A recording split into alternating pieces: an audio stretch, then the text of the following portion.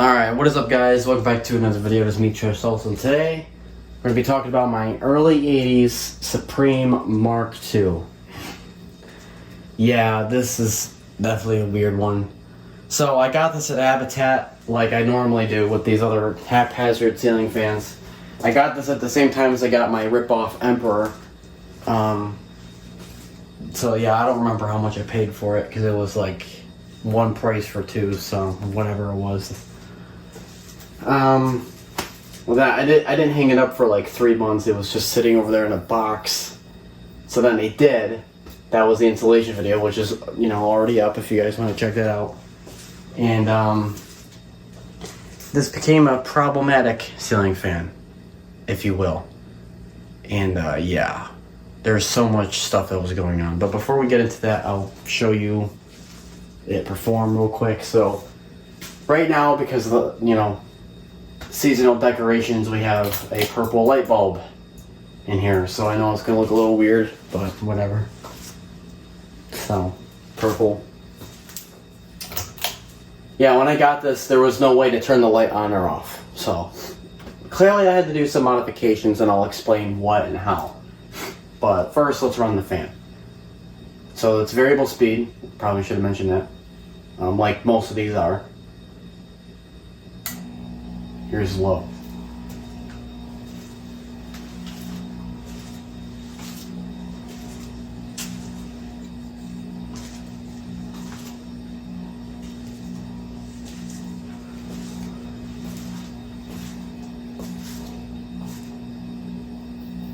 Yeah, it's definitely an interesting ceiling fan, for sure.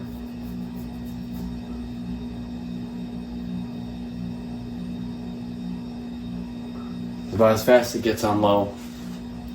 I don't know if that's slow enough to say that's like a display speed. I guess you could say it is. But, I don't know. To me, it seems a little bit too fast for that. The Sirius fan, which is made by Emerson, it's got the better variable speed layout. Anyways, I'm going to turn this up to like about a medium.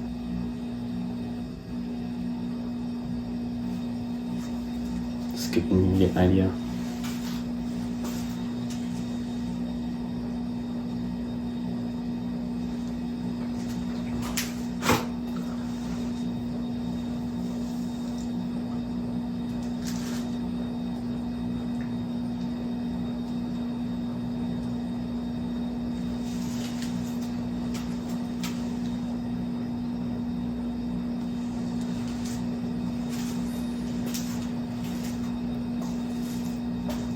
Pretty decent performance, I think.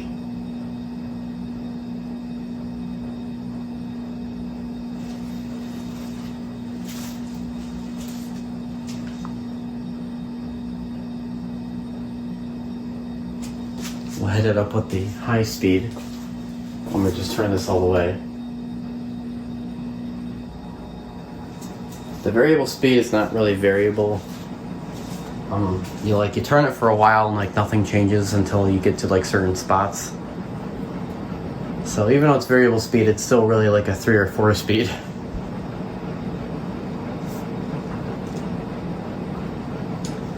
Yeah, it's pretty fast, pretty high RPM.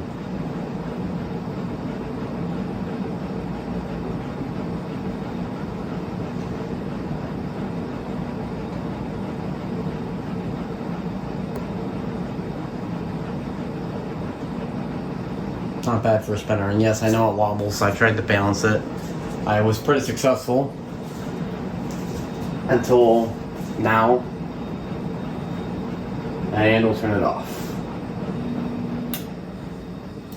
I just wanted to run it first because the problem with me is in most videos I tend to talk and then not run the fan for like 10 minutes, and then people get mad. So there, if you came here to just see the fan run, there you go, there's that. If you want to hear how much of a pain this fan is, then I'm about to tell you. So when I got this fan, for some reason, you know, I look online. First of all, I don't even see any other ones in polished brass and oak. Everyone else has a white one or something like that. Either white with polished brass or white. I haven't seen in polished brass with oak. So I'm not sure if mine's rare or what, but I don't know like what the stance was on everything, because everyone else had the variable speed that clicks off. So the fan would be independent. I can turn it on, click it off. The light, I can turn it on, turn it off, independent, right? Everyone else except me seemed to have that fan. The same thing, Supreme Mark II. And theirs had a click variable speed. Mine didn't have that. So mine, the pull chain was actually the fan to turn it on. And then the variable speed was just whatever the variable speed. So I was like, okay, well the light's stuck on all the time.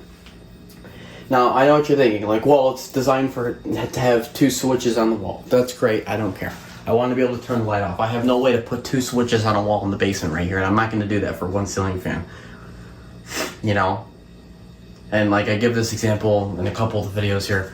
Like in the bedroom upstairs for me, like there's no way to really put the 2 switches in there. You kind of have to just use the one you have.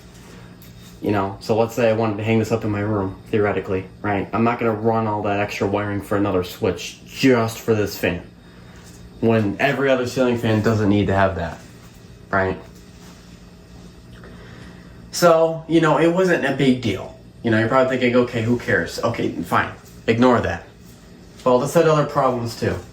So, you know, just a regular day, I'm down in the basement, I'm working on fixing something, some, you know, hedge trimmer things, and I have this fan running on full speed. And the fan turns itself on and off repeatedly. I have a video for this that's being edited right now that's going to be uploaded soon. It's actually probably going to be out before this video is, so if you want to check that out, just go to my channel, find this video, and it should be the one before it. Because I have an order for videos, so even though it's not out yet, I know what order I'm going to upload the videos in. So I'm just down here working on this thing. The fan's turning itself on and off like repeatedly. It's just like on, off, like a ghost. It was weird. I was like, what the heck? The whole thing, the light and the fan, on and off, on and off, on and off. And then it would stop, and then it would just stay on for a long time, like about an hour, and then it did it again later. So like, what the heck is it? Now, I'm not a ceiling fan expert. You know, I have only about 13 ceiling fans. Like, I'm not that crazy. Like, I don't know everything about ceiling fans just yet. I come from the box fan side of fan collecting. So when it comes to box fans, that's like my native language. When it comes to ceiling fans, it's a little foreign. So an issue like that, I don't immediately know what the problem is. Now, if you're a viewer and you're probably thinking, oh, it turns on and off, oh, it's this, or oh, it's that. That's great. I don't know that yet. Just disclaimer before people are like, it's obviously that. If it does this, then it's that. Duh. That hopefully takes care of those people. So, whatever. So I decided to look inside the fan and I said, you know what, let's replace some components. The capacitor was ridiculously large inside of the fan there, and it was buzzing. So I'm like, okay, why don't we just replace the capacitor? So I got a much smaller, but still the same size, 6 microfarad capacitor, loaded up in there real nice. The reverse switch was sparking. Now I didn't get this on video. It was, there's like a repair video for this fan. There's the installation, the repair, and then this one that you're watching. None of the videos I was able to capture the thing sparking. I don't know if I even talked about it, but so yeah. So the reverse switch got replaced as well. I didn't want to use that. Sorry. People might, well, it's the originality. Like, I don't care. The reverse switch, the way they installed it was also very, very, very, very, very stupid. It had this stupid bracket that goes with a screw on the top of this where you can't get to it. Whoever designed it is kind of an idiot. Sorry, it's the truth. So what I did is I did it like every other ceiling fan that's ever been made in existence, and I put 2 screws, drove them right through this, and attached the reverse switch to it. I had to make a modification, had to drill some holes. Well, you know, the people that designed this fan, I mean, yeah, the fan is neat. It looks great. It's a nice looking fan. I love it. Like, it's cool. Whoever designed, like, the electrical, like, is a blind person. Like, seriously. Like, why was the reverse switch on some weird, goofy bracket where you can't remove the reverse switch without basically breaking? I had to take the entire fan apart. Well, yes, I had to take the entire ceiling fan apart, top to bottom, just to remove the reverse switch. That's a bad design. I don't care what anyone says. That's a bad design. It's so much of an easier way to do that. And I obviously did. You can see there's screws now. So, like, whatever. Like, what is going on? You have all these things together. This thing's turning on and off. The reverse switch sparking. The capacitor is, gigantic. It was like this big. It was like a giant tank-looking thing in there. I'm like, what is this? We don't need... It took up almost all the space in there. That's why I'm like, well, I can just replace it, get a smaller one. So I did. I got a smaller one, so I have a lot more space, and I needed it. And then the variable speed, I tried to replace. Now this was the variable speed. Boy, was that a nightmare. Holy moly, man, that was the worst part probably. So I got one, and it didn't fit in the fan. Long story short, it didn't fit in the fan. I had to try to modify it. I drilled holes. I did a bunch of crap. I even unsoldered components to it and then resoldered them in a different spot. It still worked, it just still didn't fit, so I gave up. So then I found another one that was for a furnace blower thing. And the rating should have been like, what was it? I don't even remember. I don't know. But I think it was like 2.5 amps, whatever it was. Now the original rating for the variable speed that came with this fan was 3 amps. So I'm thinking like, okay, that should still work, because the power draw of the fan was below both of that. So I'm like, alright, this should work. So I put this piece of crap furnace blower variable speed in there, thinking, okay, it'll work. And it doesn't work. It doesn't even turn the fan on. It's too weak. So like, you gotta be kidding me. So then what I had to do is I just had to jump it with the old variable speed. So right now there's 2 variable speeds inside. So the original variable speed that goes to this fan is inside of here. What it does is the power to the fan runs through the first variable speed, so that manages the power. I have it on full setting, and then I have it wired up to this one. This is the furnace blower, and the original variable speed takes the power. This just does that part. That's it. This is more of like an on and off switch, but since it's a variable speed, it still works. This is low, and then if I go all the way here, that's high speed. So it does work. Because it's using, the other one's acting more of like a regulator. So that's how I wired it. Is that safe? I don't know. Probably not. I have no other way to make it work, and so far I have not had any issues with it, so I'm fine. And then obviously, after I fixed all that, I decided to just put the light on the pull chain like I wanted. So just to reiterate, every single component in this fan got replaced, and every component had a reason to be replaced.